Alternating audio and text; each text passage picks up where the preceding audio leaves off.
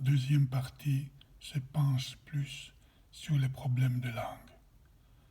Et quand on dit problème de langue en traduction, on entend surtout les questions concernant la langue d'arrivée, qui est le support de matérialisation du phénomène traductif.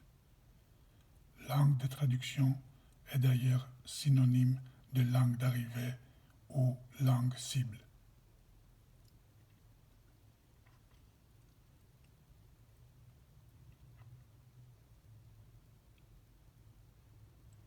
Les questions concernant la langue grecque moderne, langue cible, intéressant cette thèse, ou plus exactement sa variante populaire, démotique, qui a été consacrée récemment, 1976, langue officielle de l'État grec, sont examinées sous 4 angles.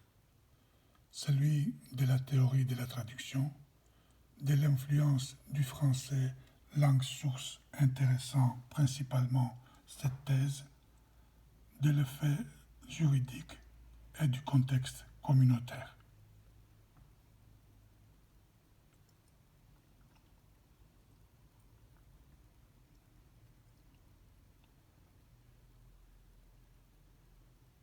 La troisième partie est l'aboutissement de cette recherche.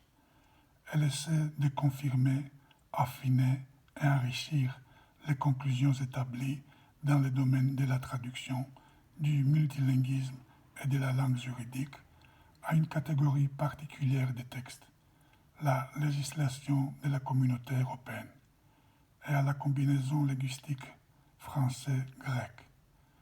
Les autres combinaisons linguistiques ne sont examinées que le cas échéant.